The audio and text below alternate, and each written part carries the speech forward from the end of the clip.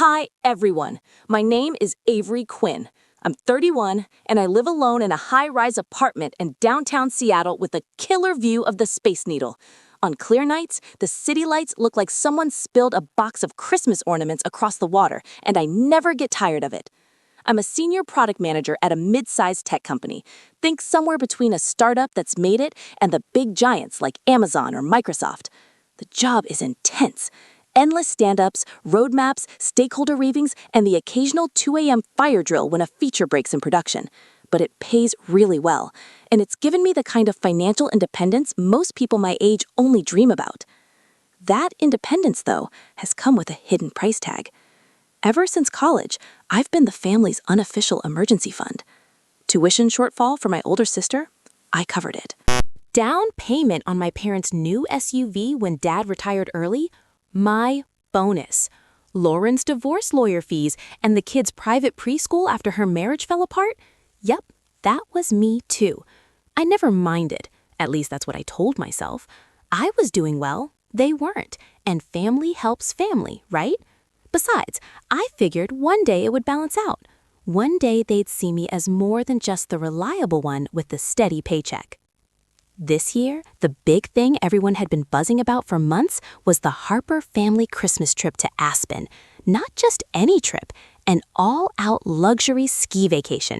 We've been planning it in the group chat since October. The Little Nell Hotel, private ski lessons, reservations at Cloud9 for après-ski champagne, the works. I'd even quietly transferred money into the old joint savings account my mom and I still shared from my University of Washington days, just in case there were last-minute upgrades or something came up short. I was genuinely excited. After 2 years of pandemic isolation and everyone's lives going sideways, I thought this would be the trip that brought us all back together, a real family memory. Christmas Eve was at my parents' house in Portland, Oregon, a 3-hour drive south on I-5 if traffic isn't awful, which it rarely is on holidays. Their place is a classic Craftsman in a quiet suburb. Big front porch, heated driveway so the snow melts before it sticks, and every year, Mom goes all out with the decorations. This year was no different. The living room glowed with warm white lights strung through a 12-foot Fraser fir that nearly touched the ceiling. Ornaments collected over decades sparkled in every branch, some handmade by Lauren and me when we were kids, others expensive glass ones Mom bought on trips to Germany. The air smelled like cinnamon, gingerbread, and the ham slow roasting in the oven. Dad had the gas fireplace going, and the TV played a looped playlist of classic Christmas movies on low volume, mostly for the visuals because no one was really watching. We were all wearing the matching red and green Fair Isle sweaters Mom ordered online. Even Lauren's 2 kids, Mia and Ethan, 6 and 4, had tiny versions. It was one of those picture-perfect scenes you see in commercials. Everyone laughing, passing plates of appetizers, glasses of mulled wine clinking. Dad was in a good mood, telling his old stories about skiing in Colorado back in the 80s. Lauren was snapping photos for Instagram, angling the phone to catch the tree lights just right. Mom, Diane, was in full hostess mode, beaming like this was the best night of her life. Dinner was incredible. Glazed ham, garlic mashed potatoes, roasted Brussels sprouts with bacon, homemade cranberry sauce, and about 6 kinds of cookies for dessert. We just finished the main course and were lingering over coffee and eggnog when the conversation naturally drifted to the Aspen trip. Lift tickets, which cabin to book for New Year's Eve dinner, whether the kids were old enough for the bunny slope. I was smiling, already picturing myself on the mountain with a hot cocoa in hand, finally feeling like part of something bigger than my Seattle apartment in my laptop. That's when I said it, light, happy, full of genuine excitement. I seriously can't wait for Aspen. It's been forever since we've all done something like this together. The table went quiet for half a second. Then, Mom let out this bright, tinkling laugh, the one she uses when she thinks something is just too clever. She leaned forward, eyes sparkling under the fairy lights, and said, "Oh, honey, this year's Aspen trip is just for the core family, without you, sweetie." She said it like it was the cutest inside joke in the world, like she just delivered the punchline to a joke we'd all been waiting for. Dad chuckled. Lauren actually snorted into her wine glass. Even little Mia giggled because the adults were laughing. No one corrected her. No one looked uncomfortable. No one said, "Wait, Diane, that's not funny." It wasn't a nervous laugh. It was real, the kind that lands because everyone already agrees. I felt the smile freeze on my face. My chest tightened so fast it almost hurt, like someone had reached in and squeezed. But years of boardroom presentations and high-stakes negotiations kicked in. I didn't let it show. I nodded slowly, like she just made a harmless little quip about the weather. I even managed a soft laugh of my own, thin but believable. "Got it," I said quietly. Then I glanced at my watch. Speaking of which, I should probably head out soon. Early stand-up tomorrow morning with the East Coast team. Mom waved at hand. "Oh, stay for dessert at least." But I was already pushing my chair back. Can't. Deadline coming up. You know how it is. I stood, grabbed my coat from the hook by the door, kissed the kids on their heads, gave Dad a quick hug. Lauren barely looked up from her phone. Mom followed me to the foyer, still smiling like nothing had happened. "Drive safe, sweetheart." "Text me when you get home." I nodded. "Will do." I walked out into the cold Portland night without looking back. The porch lights twinkled behind me, and through the window I could see them all settling back around the table, already moving on to the next topic, laughter rising again like I'd never been there at all. The drive north on I-5 was quiet. Light snow started falling somewhere past Salem, big, lazy flakes that melted on the windshield. I kept the radio off. My hands were steady on the wheel, but inside I felt this strange, hollow hum, like the moment right after a car alarm goes off and everything is suddenly too silent. By the time I pulled into my parking garage in Seattle, it was past midnight. Christmas Eve had turned into Christmas Day, and somewhere back in Portland, my family was probably opening one last present under the tree. Without me. The drive back to Seattle that night felt endless. Christmas Day had officially begun, but the highways were nearly empty. Just a few semis and the occasional tired traveler heading home. Light snow started falling somewhere around Chalice, soft flakes that danced in my headlights before melting on the windshield. I kept the heat on low, the radio off, and the windows cracked just enough for the cold air to keep me alert. My hands stayed at 10 and 2 on the wheel, steady as always, but inside my head, it was a storm. I didn't cry. Not once. I'd love to say it was because I was too angry or too numb, but the truth is simpler. I've always been good at swallowing things. Growing up, tears weren't really encouraged in our house. Mom called them dramatic. Dad just looked uncomfortable and changed the subject. So I learned early. Stuff it down, smile, move on. It's a skill that served me well in conference rooms full of skeptical VPs. But on that drive, it felt more like a curse. By the time I crossed the bridge into Seattle, the city was glowing quietly under a thin blanket of snow. The Space Needle was lit up in red and green, a giant holiday ornament against the dark sky. I pulled into my building's garage just after 2 a.m., rode the elevator up in silence, and let myself into the apartment. It was exactly as I'd left it. Minimalist furniture, a small fiber optic tree in the corner that I'd put up mostly out of obligation, and floor-to-ceiling windows looking out over Elliott Bay. I didn't bother turning on the main lights, just kicked off my boots, poured myself a glass of the good bourbon I save for closing big launches, and sat on the window seat with my knees pulled up to my chest. The city sparkled below me, fairy lights moving across the water, the distant hum of the viaduct, a few late-night partiers spilling out of bars in Belltown. It was beautiful, peaceful, and completely indifferent to what had just happened 3 hours south. That's when the memories started rolling in, uninvited but unstoppable. First was Lauren's sophomore year at Oregon State. She decided the pre-med track was too stressful and dropped out mid-semester, leaving a pile of unpaid tuition and housing fees. Mom called me in tears. "We can't let her credit get ruined, Avery. You're doing so well at your internship." I was 22, making decent money as a junior PM at a startup, and I wired the balance without hesitation. Lauren promised to pay me back once she figured things out. She never did. Then came the SUV. Dad retired from his sales job at 62, and Mom decided they needed something reliable for the grandkids. They picked out a fully loaded Subaru Outback, limited edition, sunroof, the works. When the financing fell through because of Dad's early retirement penalty, Mom texted me a screenshot of the monthly payment and added a single heart emoji. I set up autopay from my account for 3 years. They still send me photos every time they take it on a road trip. The annual vacations were next in line. Lake Tahoe one year, San Diego the next, then a big 10th anniversary cruise for Mom and Dad that somehow turned into a family affair.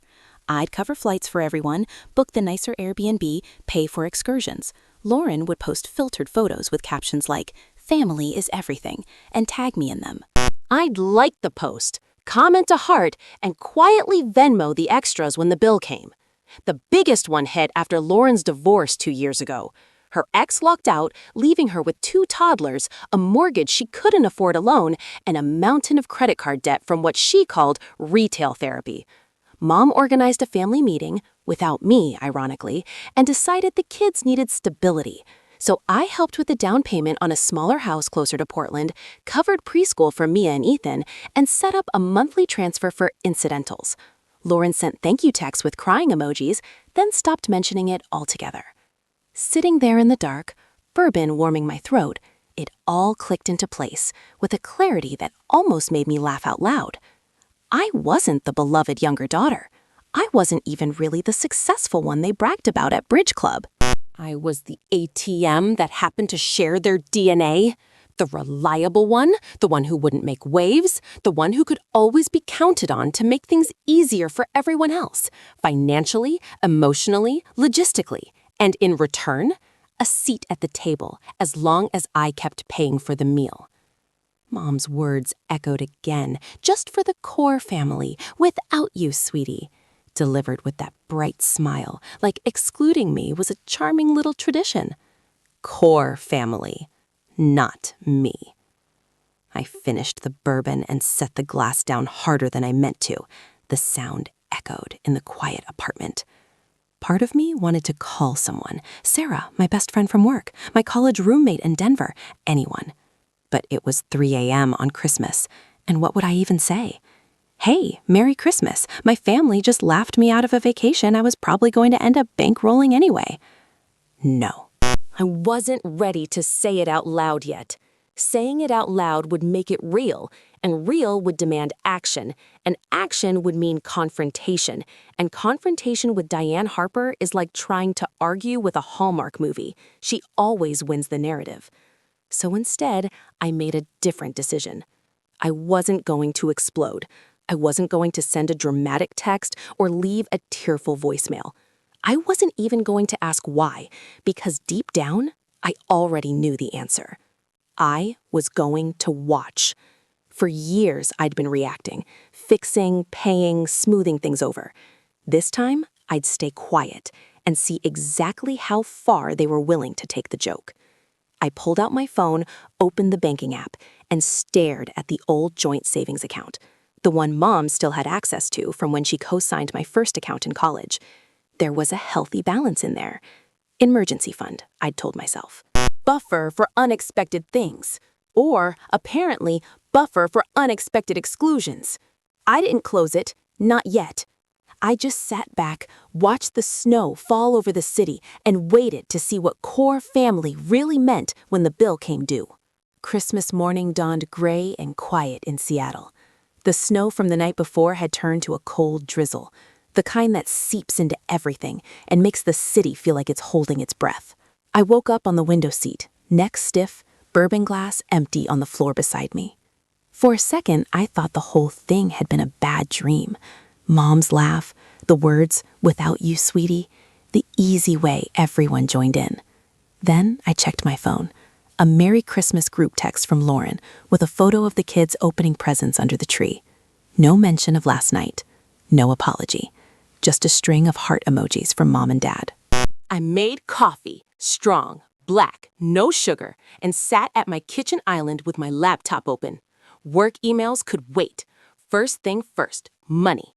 I've always been meticulous about finances. separate accounts for taxes, investments, emergency fund, fund money.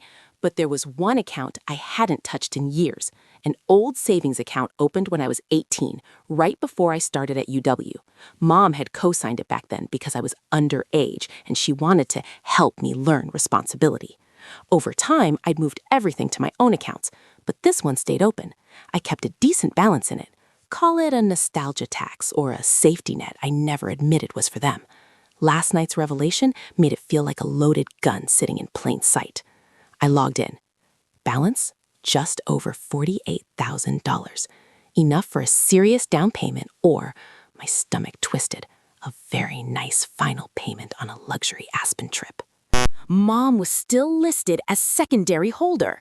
She hadn't touched it in years, as far as I knew.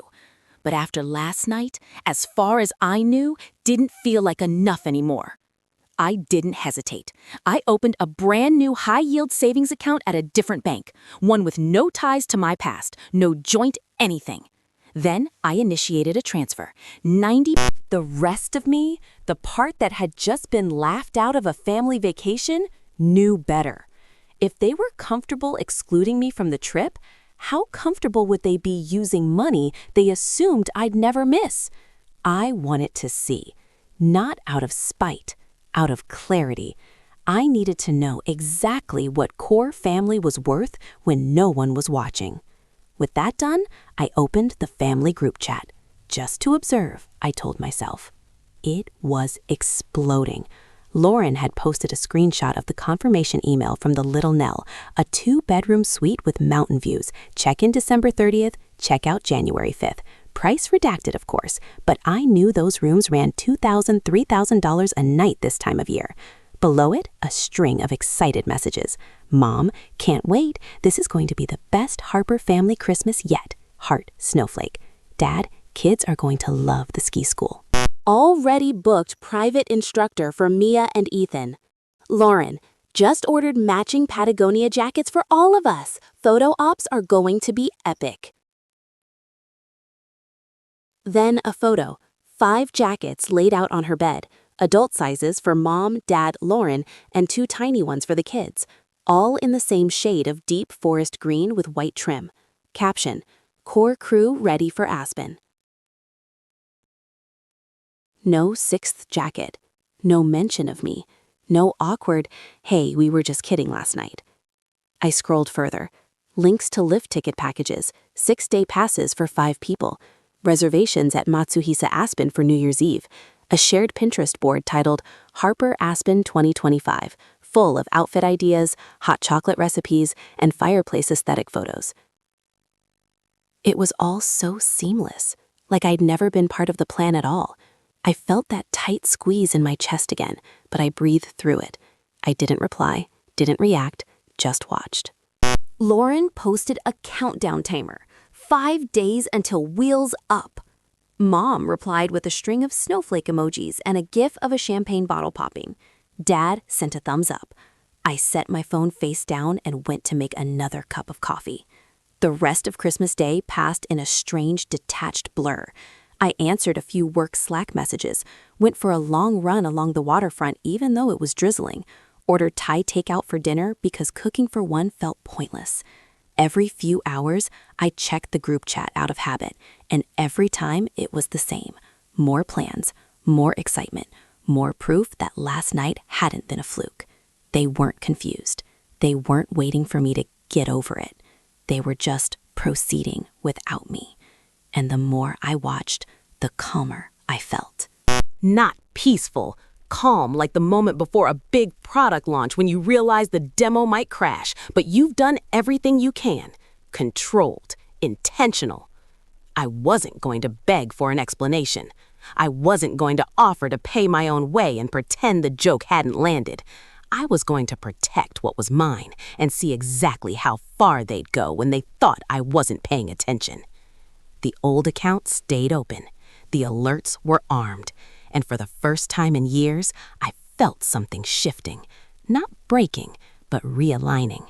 Like a boundary I hadn't even known I needed was quietly drawing itself in the sand. The week between Christmas and New Year's is always a weird limbo in tech. Half the company is on vacation, the other half is scrambling to close out Q4 metrics before the fiscal year resets. For me, it was a gift. I buried myself in work like it was a bunker. Stand-ups at 9 a.m., backlog grooming until lunch, stakeholder reviews in the afternoon, then heads-down coding reviews until the sun set over Puget Sound, which in late December happens around 4:30 p.m. I'd grab takeout from the building's lobby, eat at my desk while running queries, and keep going until midnight. Rinse, repeat. My inbox hit inbox zero for the first time in months. My manager slacked me a thumbs up and a "you're crying it, Avery." I didn't tell her I was running from something. The family didn't make it easy to forget. Mom called 3 times that week. Each time, I let it roll to voicemail. First message, December 26th. "Hi, sweetheart, it's Mom. Just checking in. Hope you had a safe drive home. Miss you already. Call when you can. Love you." Second, December 27th. "Hey, honey, me again. Hope you're not mad about my little joke at dinner. You know I have a weird sense of humor sometimes. Can't wait to see you in Aspen. Kisses." Third, December 28th. "Avery, it's Mom. Everything okay? You've been awfully quiet. We're all so excited for the trip. Text me when you land, okay? Love you bunches." No apology. No acknowledgement that the little joke had been delivered in front of everyone and laughed at by everyone. Just the same sugary tone she uses when she wants something but doesn't want to admit it. I listened to each one once, saved them, and didn't call back. Lauren took a different approach. On December 27th, a private text popped up while I was in a design review. Lauren: "Hey sis, hope you're surviving the holiday chaos up there. Quick favor, the kids saw this insane Lego set at the mall yesterday and they're obsessed. It's $250, but it's the big Millennium Falcon, and Ethan won't stop talking about it. Any chance you could spot me until my next child support check? I'll Venmo you back January 5th. Swear, you're the best." I stared at the message for a full minute. The timing was almost comical. I typed and deleted 3 different replies before settling on something neutral. Me: "Hey Laura, money's a little tight right now with year-end bonuses still processing. Maybe Mom and Dad can help this time?" She read it immediately.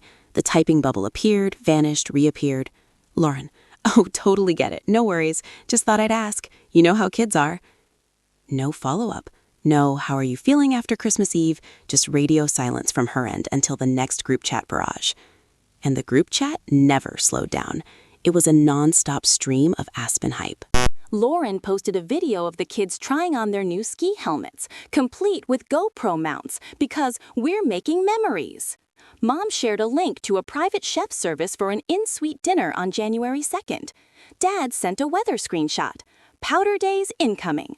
Lauren followed up with an Instagram story countdown, little animated numbers flipping down from 5 to 4 to 3, set to some upbeat acoustic cover of a Christmas song.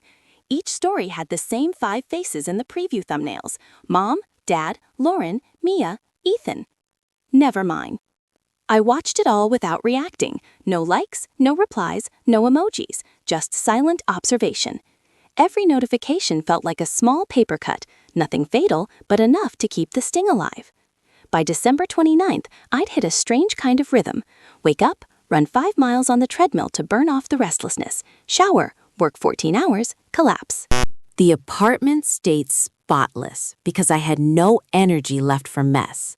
I even turned off read receipts in the group chat so they couldn't see me lurking. Sarah, my work bestie, noticed something was off during our one-on-one. We were supposed to talk about roadmap priorities, but halfway through, she muted her mic and texted me privately. "You okay? You've been scarily productive this week. Like scary, even for you." "Just trying to close out the year strong." Bullshit. Spill after work? Drinks at Radiator Whiskey? I almost said yes. Almost. But the idea of explaining it out loud still felt too raw. "Rain check. Got a late demo tonight." She sent back a simple heart. No pressure. That's why I love her. That night, alone again with my laptop glow and the city lights, I opened the banking app one more time. The transfer had cleared. 90% now safe in my new solo account. The old joint account sat there with its remaining $4,800, quiet and waiting. I checked the alerts log. No activity. Not yet. Part of me wondered if I was overreacting, if maybe Mom really had just made a tasteless joke and the trip exclusion was temporary, if Lauren's Lego ask was genuinely about the kids and not testing the waters. But the deeper part, the one that had spent years wiring money without question, knew better. I closed the app, poured myself a small glass of wine, and raised it silently to the dark window. 5 days until their flight. I could wait. December 30th hit like the final sprint of a marathon I hadn't signed up for. Year-end at a tech company means chaos, last-minute feature flags, executive reviews, and a frantic push to make the numbers look good for the investors. I'd been in back-to-back meetings since 8 a.m. First, a cross-functional sync with engineering, then a roadmap presentation to the VP of product. By 2 p.m., I was deep into a Zoom with the entire growth team, screen sharing a dashboard of Q4 metrics, walking through conversion funnels and cohort retention. My AirPods were in, coffee was cold, and I was in full work mode, calm, focused, professional. That's when my phone buzzed on the desk beside me. Not a text, not a Slack notification, a banking alert. The preview line made my stomach drop before I even unlocked the screen. Urgent, large withdrawal request pending, $9,200, old savings account ending in 4471. I muted myself on Zoom with one hand and opened the full notification with the other. Transaction type, in-person teller withdrawal, amount $9,200, status, pending branch verification, large cash amount, location, U.S. Bank, Hawthorne Branch, Portland, OR, time 2:14 p.m. PST. $9,200. Not a round 10 grand, too obvious. Not a small test amount. 9-2 was specific, precise. The kind of number you arrive at after adding up final balances. Suite upgrades at the Little Nell, 6-day lift tickets for 5 people, private ski lessons, New Year's Eve dinner deposit, maybe a little extra for shopping on Aspen's main strip. I knew exactly what it was for. My heart didn't race, my hands didn't shake. Instead, this cold, crystalline clarity washed over me, like someone had opened a window in July and let Arctic air flood the room. Everything sharpened. The Zoom voices faded to background noise. The dashboard on my screen blurred. Mom was right now standing at a teller window in Portland, asking for $9,200 in cash from my account. Not sneaking a transfer online, not using the debit card for a smaller amount, walking in person during business hours, confident enough to request cash because she believed she had the right. I excused myself from the meeting. Family emergency, sorry, have to drop, and closed my laptop. The apartment was silent, except for the low hum of the refrigerator and the distant sound of ferries on the bay. I called the bank's fraud line first. No hold time, thank God for high balance accounts. The representative picked up quickly. This is Avery Quinn, account ending 4471. I just received an alert for a large withdrawal attempt. Can you verify what's happening? She pulled up the account, asked security questions, mother's maiden name, first car, childhood street. Then her tone shifted to that careful, scripted empathy banks use when things are about to get messy. Yes, ma'am.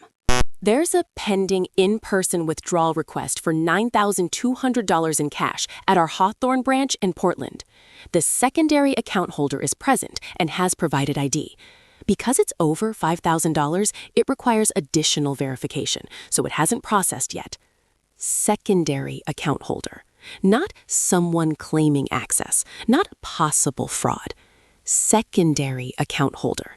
Meaning Diane Harper was standing there, smiling at the teller, probably chatting about the weather or her grandkids, fully expecting to walk out with my money. I closed my eyes for a second and felt that cold spread from my chest to my fingertips. Put the request on hold and transfer me to a supervisor, please. I need to close this account immediately. The rep hesitated. Ma'am, since it's a joint account, I understand. I'm the primary holder. I'm requesting immediate closure and removal of all secondary access. I also want a new account opened in my name only, and the remaining balance transferred there as soon as the closure processes. She connected me to a senior specialist named Marcus, who walked me through it calmly. He confirmed Mom was still at the branch, waiting while they verified funds. He explained that because the withdrawal was pending but not complete, closing the account would automatically decline it. "Do you want to leave a note for the branch?" he asked gently. "No," I said. "Just process the closure, and please confirm out loud what's about to happen." He did. The account will be closed permanently within the next 30 minutes. Any pending transactions will be declined. The secondary holder will lose all access immediately. No new cards, no logins, no withdrawals. The remaining balance will be transferred to your new solo account overnight. I told him to proceed. While he typed, I pulled up the app on my phone and watched the pending request sit there, blinking like a warning light. I waited. At 2:37 p.m., a new alert popped up. Withdrawal request declined. Account closed per primary holder instruction. At 2:39 p.m., another. Account ending 4471 closed successfully. New account ending 9290 opened. Transfer in progress. I exhaled. A long, slow breath I didn't realize I'd be holding. Relief didn't flood me. Not joy or triumph, just that same sharp, clean cold. Like standing on a glacier and realizing the ice beneath your feet has always been there. You just hadn't noticed how thin the surface was until it cracked. Mom must have gotten the news right at the teller window. I could picture it, the polite but firm explanation from the banker, her smile faltering, the slow realization that the money wasn't coming. Maybe a flustered, "There must be some mistake." Maybe a quick exit to the parking lot to call Dad or Lauren. My phone stayed silent for now, but I knew it wouldn't stay that way. I reopened my laptop, rejoined the Zoom call that was still going, and unmuted. "Sorry about that, everyone. Family thing handled. Where were we on the retention slide?" My voice sounded completely normal. Inside, everything had changed. The line I've been waiting to see crossed, it wasn't just crossed. It had been obliterated. Less than 5 minutes after the bank confirmed the withdrawal had been declined, my phone started vibrating like it was trying to escape the desk. First Mom, ringing twice before going to voicemail. Then Dad, once, then again. Lauren's name popped up next, FaceTime this time. I let them all roll over. The screen lit up with missed call notifications, stacking like Jenga blocks. I wasn't ready to talk. Not yet. Instead, I opened the family group chat, the one that had been nothing but Aspen countdowns and matching jacket photos for days. My thumbs hovered over the keyboard for a second. I could have written a novel, the hurt, the betrayal, the years of being the invisible wallet. But that would have given them ammunition, something to twist, minimize, call dramatic. So I kept it short, cold, precise. I screenshotted the final banking alert, clearly showing withdrawal request $9,200 declined, and the note, account closed per primary holder instruction. Cropped it just enough to hide my full balance, but leave the amount and status visible. Attached it to the chat, then typed one line. Vacation without me? Fine. Payment without me too. Sent. The little delivered tag appeared under the message. For about 30 seconds, nothing. No typing bubbles. No read receipts. I turned those off days ago, but I could imagine them all staring at their phones in Portland, the same stunned silence I'd felt on Christmas Eve. Then the bubbles exploded. Lauren was first, typing, stopping, typing again.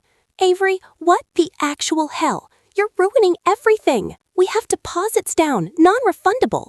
The kids are so excited." Mom jumped in almost immediately. "Honey, this is a huge misunderstanding.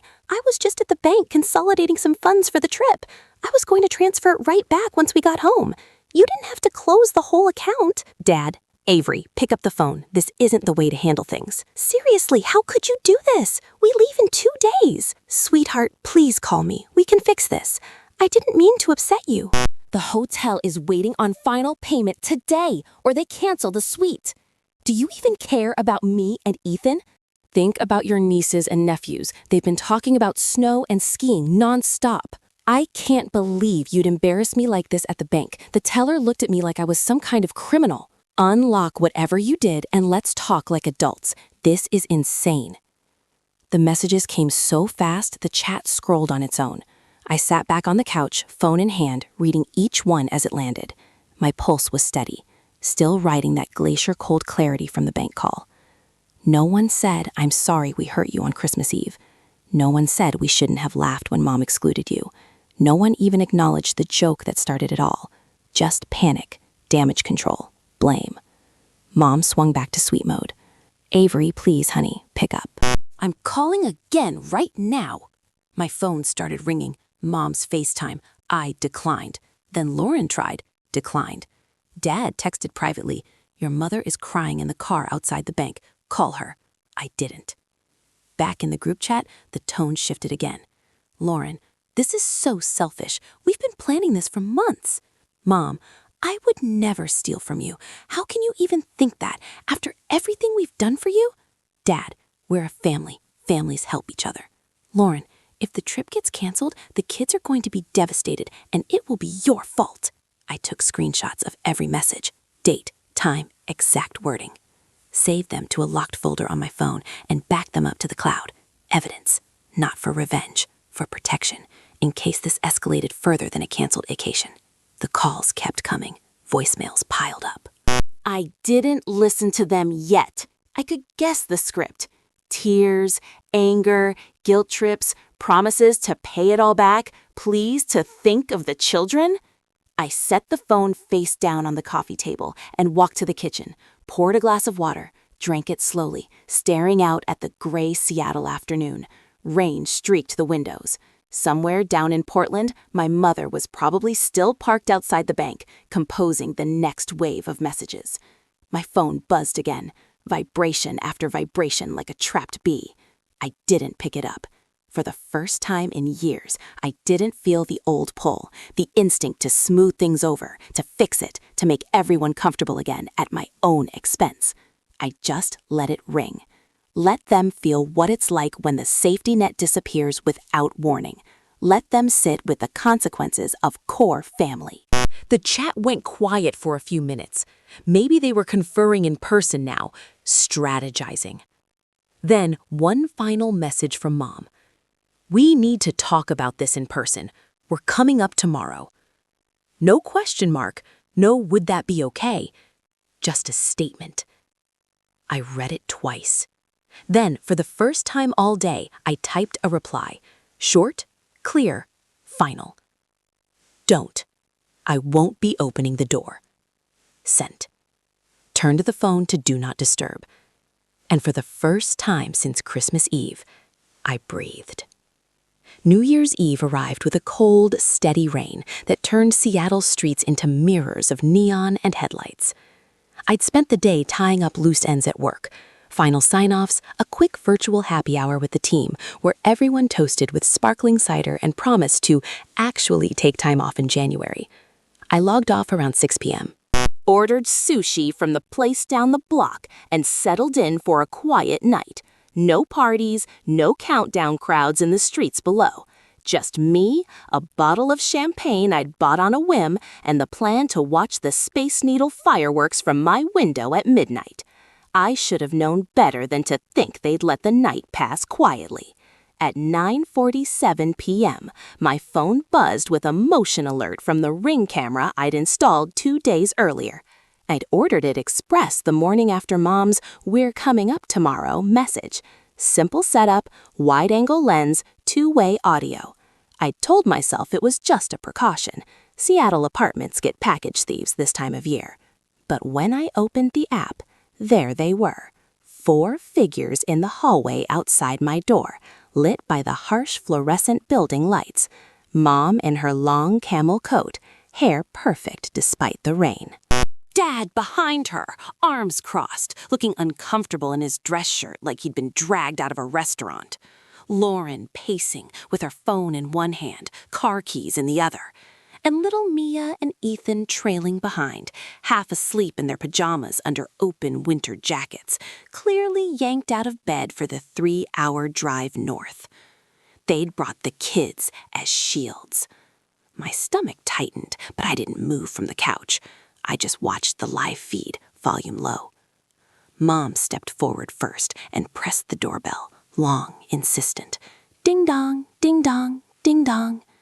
Then the knocking started. Avery, honey, it's Mom. Open the door. Dad's deeper voice. Avery, come on. We drove all the way up here. Let's talk like adults. Lauren, sharper. This is ridiculous. You can't just ghost your entire family on New Year's Eve. The kids' small voices piped up. Mia asking if they were going to see the fireworks from Auntie Avery's house, Ethan whining that he was cold.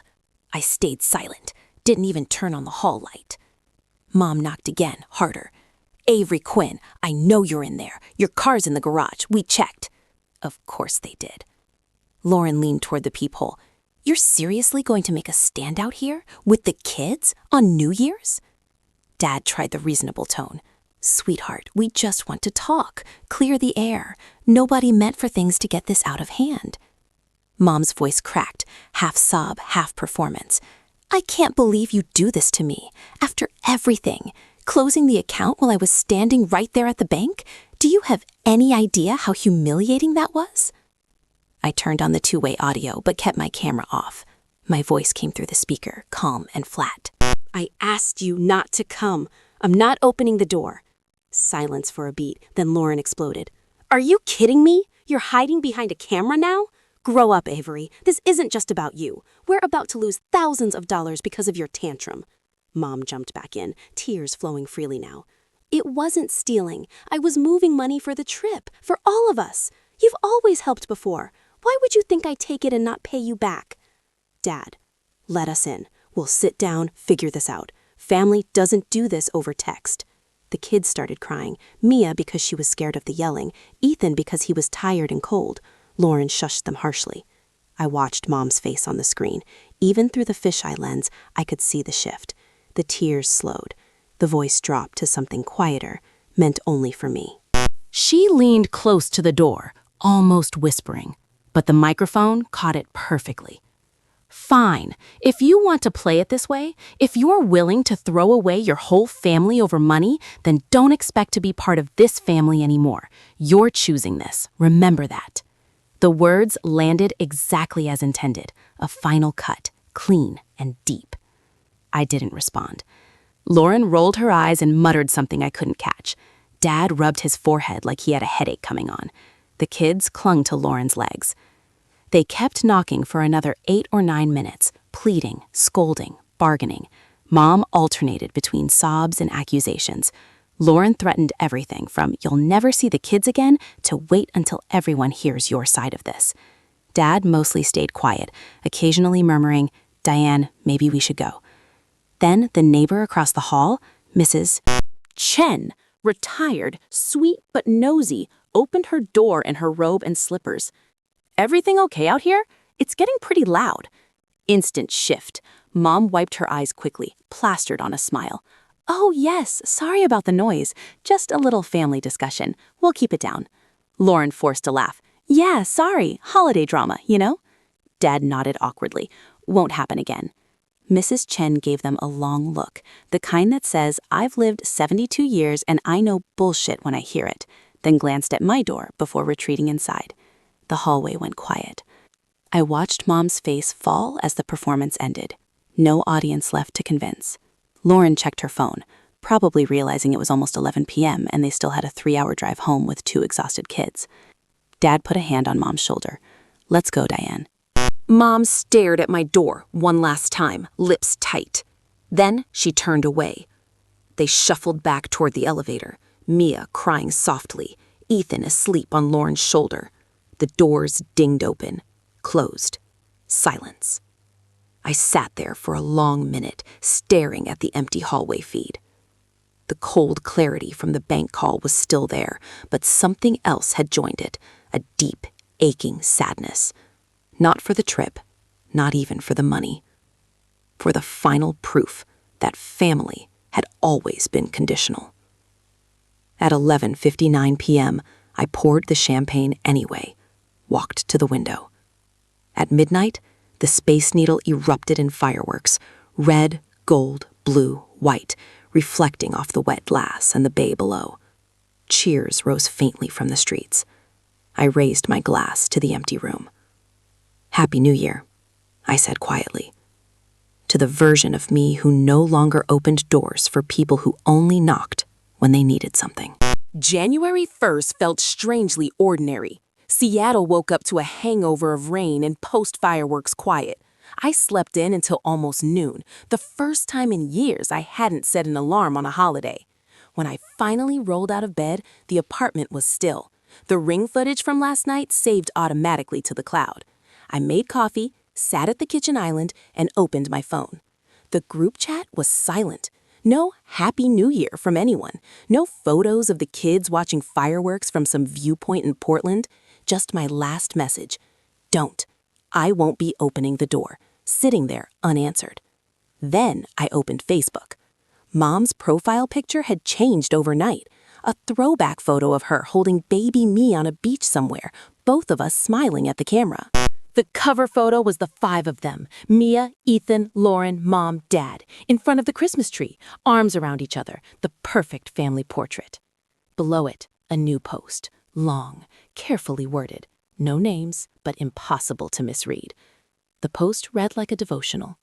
Sometimes the hardest part of parenting is watching your children make choices that break your heart. We pour everything into raising them, sacrificing sleep, dreams, money, time, only to see gratitude replaced by pride. It hurts deeply when someone you love turns their back on family, especially over something as temporary as money. Money comes and goes, but family is forever, or at least it's supposed to be. This holiday season has been a painful reminder that not everyone values the same things. We've always tried to keep our family close, to create memories, to show up for each other. But when one person decides they're above it all, it affects everyone, especially the little ones who don't understand why things suddenly feel broken. Please pray for our family as we navigate this difficult time. Healing takes time, forgiveness takes grace, and sometimes love means letting go, even when it hurts the most. Thank you to everyone who's reached out with kindness. Your support means the world. Posted at 2:14 a.m., right after they'd gotten home from Seattle, I guessed. Within hours, it had exploded. 247 likes, 89 comments, dozens of shares. The usual suspects piled on. Mom's book club friends, Dad's old coworkers, distant cousins I hadn't seen since high school. Sending so much love, Diane. You're an amazing mother. Kids these days just don't understand sacrifice, praying for reconciliation. Family first, always. Some people forget that. Hug those grandbabies tight. You've done everything right. This too shall pass. A few even tagged me indirectly. Hope whoever this is about sees how much pain they're causing. I read every comment once, felt the familiar twist in my gut, the one that used to make me pick up the phone and apologize just to make the discomfort stop. But not this time. I didn't comment, didn't react with an emoji, didn't private message anyone to explain. Public fights on Facebook are what Mom wanted. Drama she could spin, screenshots she could show to prove how unstable I was. Instead, I went quiet and methodical. I created a new folder on my laptop. Documentation, Harper Family 2024-2025. Inside it, screenshots of the entire group chat history, every Aspen plan, every countdown, Lauren's core crew jacket photo. The banking alerts, the $9,200 pending withdrawal, the decline notice, the account closure confirmation. The ring footage from New Year's Eve, full video with audio, time-stamped, plus exported clips of Mom's whispered threat. You're no longer part of this family. Screenshots of Mom's Facebook post and the top comments. Copies of all voicemails, transcribed by my phone's feature for accuracy. I backed it up to an encrypted drive and emailed a zipped copy to myself at my work address. Then I texted Sarah. Me. Hey, remember how you said your cousin is a family law attorney? Any chance for an intro? Need advice on boundaries/harassment. Sarah, on it. Sending you her contact now. You okay? Me, getting there. Sarah's cousin, Elena Ramirez, called me that same afternoon. I gave her the high-level version, no tears, just facts. She listened without interrupting. Classic financial abuse mixed with emotional manipulation, she said when I finished. The attempted withdrawal alone is enough to make this serious. The public post and showing up uninvited, that's harassment territory.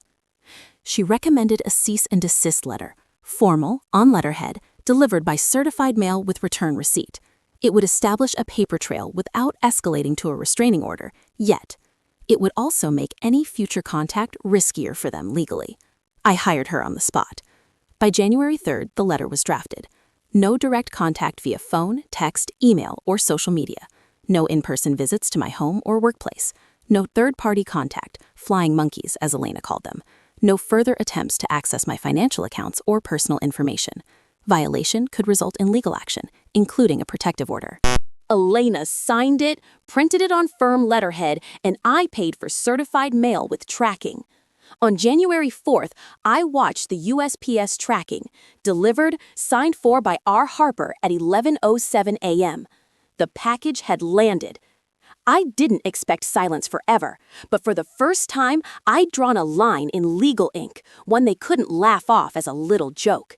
My phone stayed quiet that day. No new calls, no tearful voicemails, no follow-up posts. Just the soft rain against my windows and the knowledge that I'd stopped reacting and started protecting.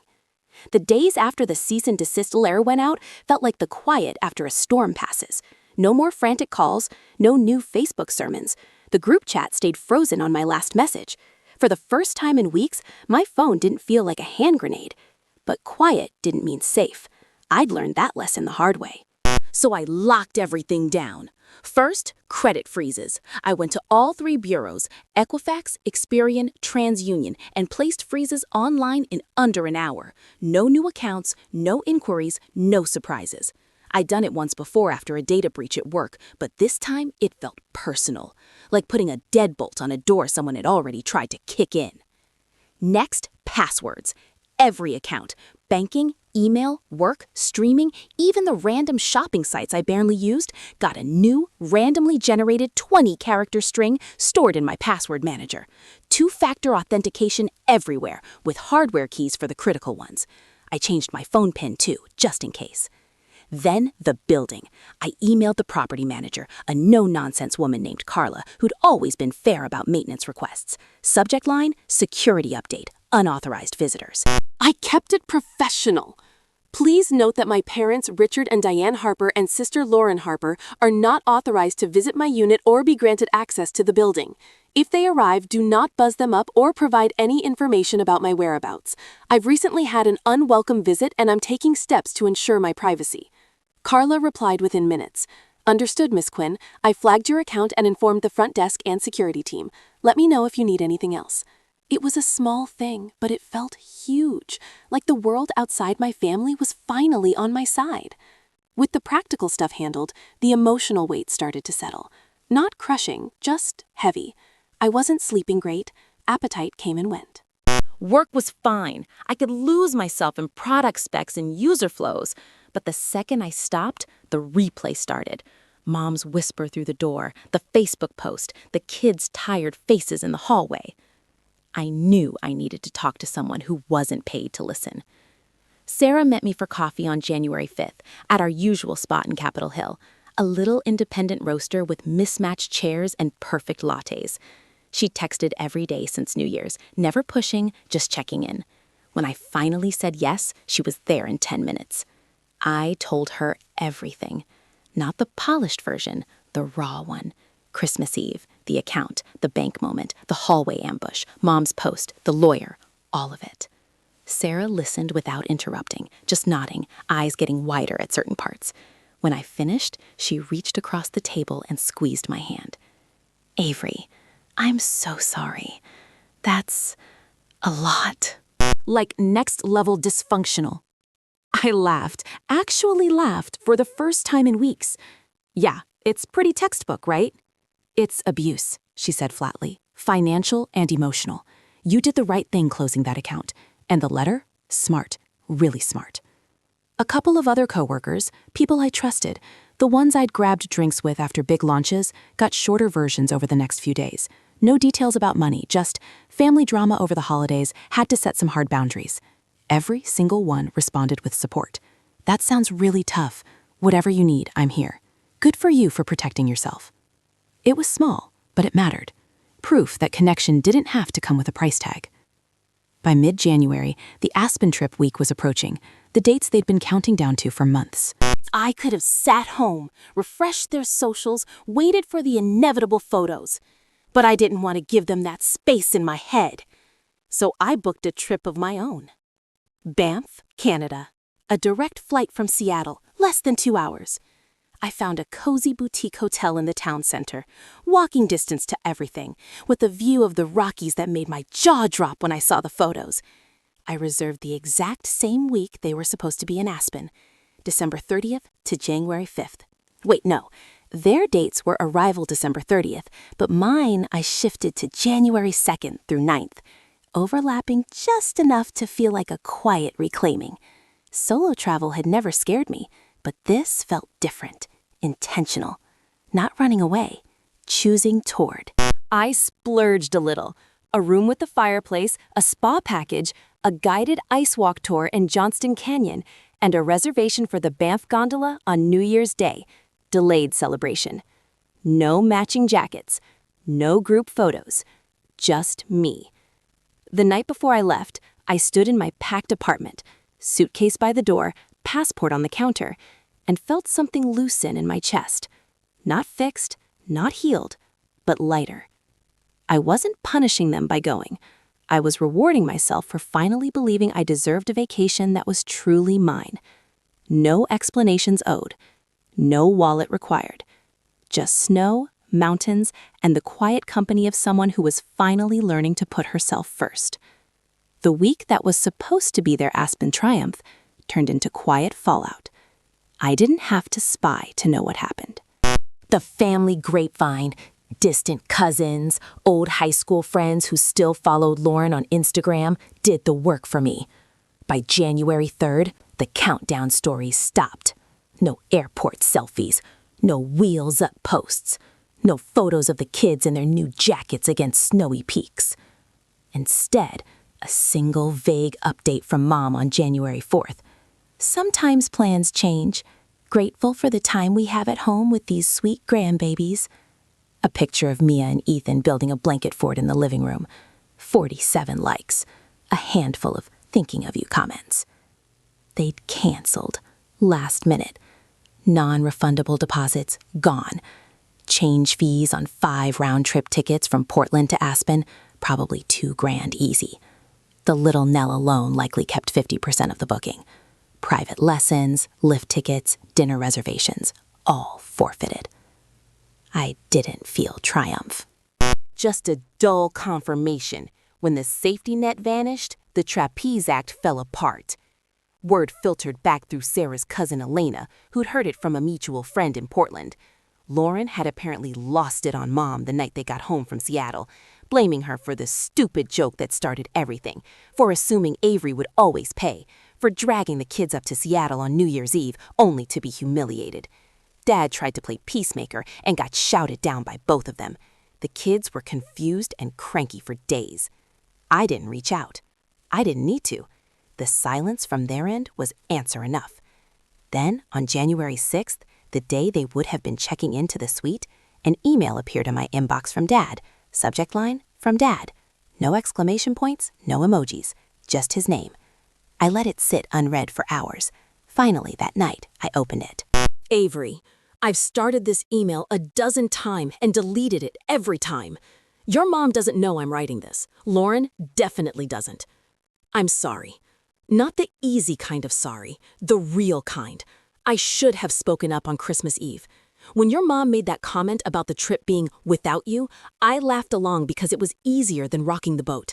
I've been doing that for years, and it was wrong. I saw your face. I knew it hurt, and I stayed quiet anyway. I should have called you the next day, should have driven up myself and talked to you alone. Instead, I let things spiral until we were all pounding on your door like fools on New Year's Eve. That wasn't fair to you, and it definitely wasn't fair to the kids. I don't have a good excuse. I was tired of the fighting at home, tired of the money stress, tired of always being the one who smooths things over. But that's not your burden to carry. I don't expect you to forgive me right away, or maybe ever. I just needed you to know I see it now. The way we've leaned on you financially, emotionally, without ever really asking what it cost you. I'm ashamed of that. If you ever want to talk, just you and me, coffee or a walk or whatever feels safe, I'm here. No pressure about the money or the trip or anything else. I love you. I'm proud of the woman you've become, even if I haven't shown it well. Dad.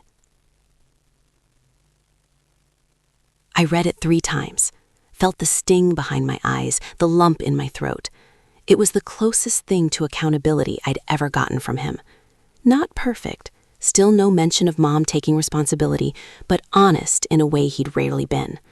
I didn't reply. Not yet. Some things need space to settle. Meanwhile, I was in Banff. I'd landed on January 2nd to crisp blue skies, and air so cold it hurt to breathe at first, then felt purifying, like rinsing something toxic out of my lungs. The town was postcard perfect, snow-laden evergreens, turquoise rivers half frozen, the jagged silhouette of the Rockies framing everything. My hotel was small, warm, and quiet. Wood beams, stone fireplace in the lobby, a window seat in my room that looked straight at Cascade Mountain. I spent the first afternoon just sitting there with tea, watching snow swirl outside. The next day, I soaked in the upper hot springs, steam rising off the water, snowflakes melting on my hair, the mountains looming all around. No one talking at me, no expectations, just heat and silence and the occasional laugh from other visitors. I rented skis and took the gondola up Sunshine Village. The runs were wide and forgiving, the snow perfect powder. I skied alone, slowly at first, then faster, carving turns that felt like writing my own path down the mountain. At the Mid-Mountain Lodge, I bought myself a hot chocolate with Baileys and sat outside watching families and couples, feeling something I hadn't in years, simple contentment. Evenings were for wandering Banff Avenue, window shopping, picking up maple fudge, dinner at a tiny bistro where the server called me love and didn't ask why I was alone.